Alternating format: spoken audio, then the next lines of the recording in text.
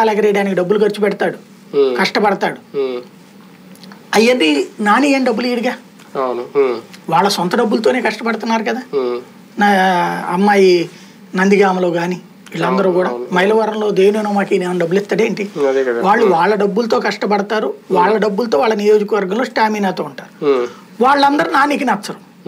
నానికి వాళ్ళే కాదు, ఇతని మెంటాలిటీ ప్రజారాజ్యంలో కూడా అదే. ప్రజారాజ్యంలో బయటకు వచ్చేసాడు కదా అతను, అక్కడ ఎవరు నచ్చరు. కానీ ఇది కంప్లీట్ గా చంద్రబాబు గారి నిర్ణయం అనుకోవాలా? పార్టీలో కొందరు నేతల ఒత్తిడి వల్ల బాబు గారు ఈ డెసిషన్ తీసుకున్నారు. ఖచ్చితంగా. అంటే బాబు గారికి పార్టీ సస్టైన్ కావాలి కానీ వ్యక్తి కాదు ఇక్కడ ముఖ్యం. అంటే ఎప్పటి నుంచో ఈ వివాదాన్ని ఎలా సద్దుమణిగిస్తారు, ఎలా కాంప్రమైజ్ చేస్తారు అని అనుకున్నాం.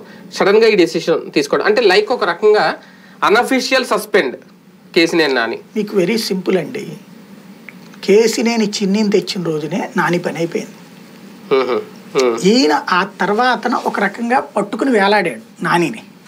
వేలాడతా చంద్రబాబు దగ్గరికి వెళ్ళి ఢిల్లీలో కూర్చుని కలుస్తా, మాట్లాడతా, ఆయనతో పూజల్లో పార్టిసిపేట్ చేస్తా, అవి చేస్తా ఈ చేస్తా, లోకేష్ని కూర్చోబెట్టుకుని మాట్లాడతా, అవి చేస్తా ఈ చేస్తా ట్రై చేశాడు. కానీ చంద్రబాబు లెక్క చూసుకుంటోంది, ప్రతి నియోజకవర్గాన్ని చూసుకుంటాడు ఆయన. నాని కోసం 7 నియోజకవర్గాల్లో శత్రువులను తయారు చేసుకుంటాడా? కేడర్ని అంత వదిలేసుకుంటాడు ఆయన. విజయవాడ ఎంపీ ఇంతకుముందు గద్దె రామ్మోహన్ కూడా గెలిచాడుగా, తెలుగుదేశం పార్టీకి అతను కూడా గెలిచిందిగా. కాబట్టి విజయవాడ ఎంపీగా నాని మాత్రమే గెలుస్తాడు అనుకోవడం భ్రమ. అక్కడ తెలుగుదేశం గెలిచింది, అక్కడ నాని కాకపోతే ఇంకోళ్ళకి ఇస్తే గెలుస్తారు, ఆ కాన్ఫిడెన్స్ ఉంది.